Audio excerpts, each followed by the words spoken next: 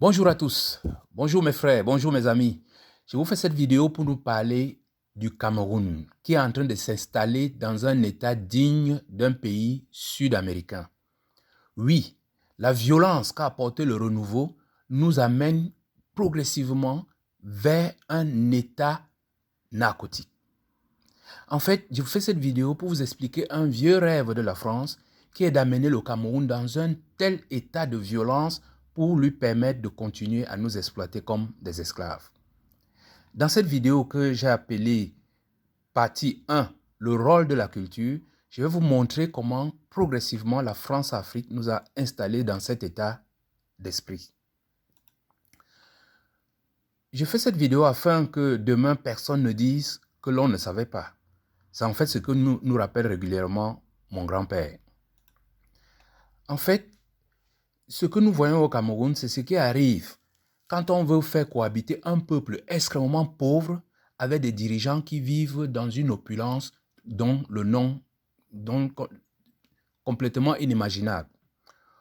Autrement dit, derrière cette fourberie de vivre ensemble se cache la mise en œuvre de la favelisation du Cameroun. Et cela sous les très hautes instructions de la France et sous la houlette des cancres du renouveau.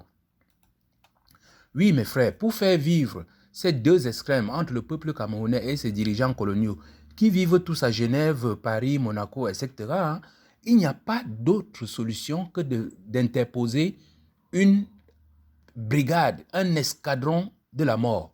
Donc, je fais donc cette vidéo pour vous montrer comment nous sommes en train d'aller progressivement vers cette situation. Et cette recrudescence des tensions que vous voyez, des voitures qui roulent sur des policiers qui font du karaté dans la rue, des policiers qui grimpent sur des voitures en pleine circulation, etc., sont en fait un subterfuge pour justifier pourquoi demain, le BI ou des escadrons de la mort vont remplacer les gendarmes et les policiers dans nos rues. Eh oui, mes frères, bientôt, ces sympathiques images des policiers avec des PA dans un col blanc et ces vieilles IAS rampant dans les rues boueuses seront des lointains souvenirs, car nous allons progressivement vers faire place aux militaires dans nos rues. C'est pourquoi j'ai dit nous allons vers une sud-américanisation du Cameroun. En pratique, vous comprenez très bien pourquoi les mamans Alice comme les présidents Maurice Kamto, les Yondo Black, tous se battent, et même les avocats. C'est parce qu'on voit très bien que la justice normale va disparaître au profit de la justice militaire. Et de l'autre côté, la police et la gendarmerie vont disparaître au profit du BI. C'est ce qu'on appelle l'installation d'un État narcotique. Et cette sud-américanisation est déjà bien visible dans beaucoup de parties de notre pays. Je vous dis, avant 1982, le Cameroun était un havre de paix. Mais de 1982 à aujourd'hui, nous sommes en train de perdre, notre pays est en train de devenir rouge. Je vais vous prendre 3 exemples pour illustrer ce que je suis en train de dire. Si vous allez à l'Est, il n'y a que 2 catégories de personnes. Les Camerounais normaux et ceux qui sont morts, qu'on appelle les anti-Balaka ou Balaka. Il n'y a plus de justice. Donc je vous dis, si vous voyez quelqu'un qui est vivant là-bas, c'est parce qu'il est un Camerounais normal. Mais dès qu'on le tue, on dit qu'il est Balaka ou Est-Balaka. Si vous allez dans le nord du Cameroun, c'est la même chose. Tous les Camerounais qui vivent au nord sont des Camerounais normaux. Mais dès qu'on les tue, on dit qu'ils étaient Boko Haram. Vous allez au nord-ouest, au sud-ouest, c'est pareil. Tous les Camerounais qui vivent là-bas paraissent comme des Camerounais normaux. Mais dès qu'on les tue, on dit « Oh, c'était des sécessionnistes ». Que vous soyez journaliste, homme d'État, policier, n'importe lequel, dès qu'on vous tue là-bas, on dit que vous étiez un ancien logisticien des Ambazoniens. Voilà, c'est vers là où nous sommes en train de tendre. C'est-à-dire qu'il n'y aura plus de justice. Entre les deux, il n'y aura que les militaires qui exécutent les gens tous les jours. Et dès qu'on vous exécute, on vous place dans l'autre catégorie.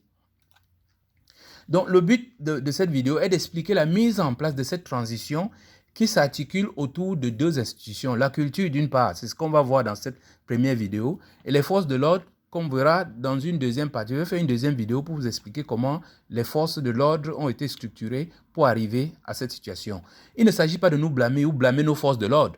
Il s'agit d'expliquer afin que nul ne dise qu'il n'avait pas compris.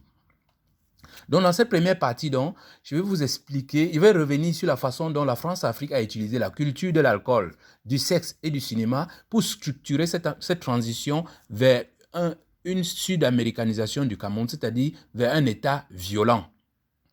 Alors, la culture de l'alcool, je ne vais pas m'étendre là-dessus, je vous dirais tout simplement, demandez aux industriels camerounais.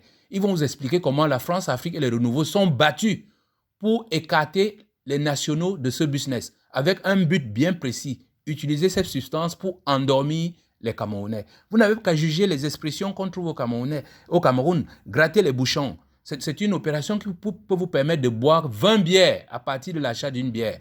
Donc ça veut dire que la distribution de cet alcool est bien structurée au Cameroun. Il y a le vendredi soif. Enfin, c'est une tradition qui est installée au Cameroun. Vous avez des parents qui disparaissent tout le week-end, se livrant à des beuveries et qui ne réapparaissent que le lundi matin, ayant consommé des quantités incroyables de bière. Alors tu bois quoi? Ça, c'est comme ça qu'on veut féliciter un petit garçon et qui a eu son bac. J'ai la gorge sèche, tu n'as pas un bouchon. C'est autant d'expressions qui vous montrent que cette culture est ancrée au Cameroun pour endormir les Camerounais. La culture du sexe, alors les derniers événements ou bien l'actualité vous le montre vous-même. Notre pays est enfermé dans le sexe. Même au plus haut sommet de l'État, on voit une concentration de la quasi-totalité des pratiques sexuelles. La pédophilie, la gérontophilie, les incestes, les trios, l'homosexualité, tout ça fait partie du registre du Cameroun. Regardez la discothèque du Cameroun. On vous parle de Kwandang. Kwandang, je veux goûter ça. Ça fait mal, j'ai perdu ma chatte. À cheval, au galop, ton caleçon fait quoi chez moi? Coller la petite. Au passage, Coller la petite, c'est le titre préféré de Grégoire Oona. Donc vous comprenez qu'au plus haut sommet de l'État, les gens ont installé le sexe comme argument pour nous endormir. Puis enfin vient la culture du cinéma. Il faut dire qu'elle a commencé au temps d'Aïdio et que cela s'est déroulé en quasiment 4 étapes. C'est-à-dire que Aïdio avait favorisé la construction des cinémas-théâtres dans toutes les grandes villes du Cameroun. Les gens ne se rappellent même plus. Les gens venaient d'ailleurs, des pays voisins, pour venir seulement regarder le cinéma au Cameroun. Donc, conscients de la puissance du cinéma, les Français vont empêcher les Camerounais à regarder les films américains ou européens où on parlait de liberté et de droit. Donc, ils vont investir 2 sociétés, Pathé, les groupes Pathé, Komasiko, pour nous amener des films chinois, hindous, western, spaghetti, etc. Nous parlerons de telenovelas un peu plus tard. Donc, commençons par les films chinois. Pourquoi fait-on venir les films chinois au Cameroun? Pour installer dans le Cameroun la violence. Parce que ce sont des films qui commencent toujours par des bagarres, sans que vous ne compreniez pourquoi les gens se mettent à bagarrer. Donc, au Cameroun aujourd'hui, quand vous traversez nos rues, vous voyez des gens en train de bagarrer partout. C'est-à-dire que le Camerounais a intégré l'idée que dès qu'il y a le moindre problème, il faut bagarrer. Donc, les films chinois nous montrent aussi des combats entre groupes ou bien des groupes de personnes qui se battent pour défendre leurs droits. En fait, la raison du plus fort. Et vous verrez que dans les films chinois, on ne fait pas appel à la gendarmerie, il n'y a pas de police, il n'y a pas de force de l'ordre. C'est toujours des groupes qui se battent contre d'autres groupes. Et c'est la raison du plus fort qui prévaut. Aujourd'hui, les Camerounais ont intégré cette façon de vivre. Je vous dis, il y a des bagarres partout au Cameroun. On a vu dernièrement des tribus qui se battent au nord du Cameroun. Ça sont les conséquences des films chinois. Mais les films chinois ont un petit défaut au goût des France-Africains parce que ça montre des gens qui se battent pour défendre leurs droits. Et ça, la France-Afrique n'aime pas les gens qui défendent leurs droits. C'est pour ça que les films chinois vont être remplacés très rapidement par les films hindous. Et les films hindous ont ce charme-là, c'est qu'ils acceptent la misère naturelle dans les films hindous. Et il y a une différence entre les castes, c'est-à-dire que le Maharaja accepte de vivre avec celui qui boit l'eau des rivières. Et dans les films hindous, on ne se bat pas pour ses droits, mais on se bat pour défendre sa caste. C'est-à-dire vous avez les gens de la caste des pauvres qui se battent pour ne pas être riches. Résultat, je vous dis, la misère que les Camerounais acceptent aujourd'hui dépasse celle que nos parents avaient avant l'arrivée des Blancs. On ne peut pas comprendre que les gens vivent sur leur chiotte. Mais les Camerounais ne se rendent pas compte. Prenez une ville comme Douala. Chaque fois qu'il y a une inondation, toutes les fosses communes ressortent.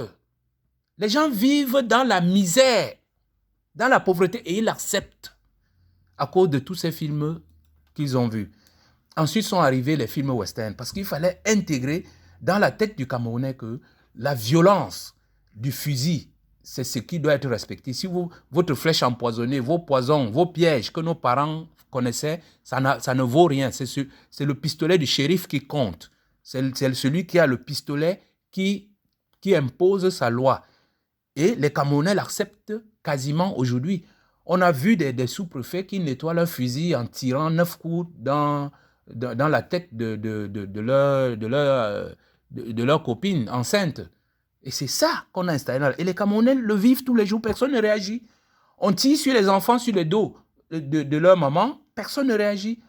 Un simple policier tue un médecin en expliquant que la personne n'a pas mis un cache-nez. C'est ça les conséquences des films western. Et enfin, l'arrivée des telenovelas. Et c'est là où le renouveau a vraiment fait fort. Parce qu'il faut dire qu'à partir de 1982, le Cameroun ne prend pas la direction que souhaitait la France. Ahidjo souhaite un État unifié et prospère alors que les Camerounais réclament de plus en plus de liberté et de droits et se tournent vers les films occidentaux. Ahidjo sera débarqué et on va faire place à la calamité. Le grand serviteur des meilleurs et le meilleur élève de la France va prendre un acte très important. Il va fermer toutes les salles de cinéma, dégrader toutes les activités théâtrales dans le Cameroun. Aujourd'hui, le Cameroun n'a plus de cinéma, quasiment. Et c'est avec donc l'arrivée de la télévision qu'on va installer les telenovelas. Et oui, les telenovelas, je vous le rappelle, ça vient d'Argentine, de Brésil, de Chili, de Colombie, de Mexique, de Venezuela, du Nicaragua.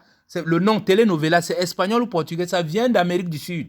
Donc, ça veut dire que on sommes en train d'aller vers un point d'achèvement. Le travail a été fait, il faut seulement le finaliser. Et aujourd'hui, les Camerounais doivent accepter qu'on est des sans-terre, donc on exproprie les populations à tout va, que ce soit dans les villes que dans les villages. On nous installe dans les sortes de vie, dans les favelas.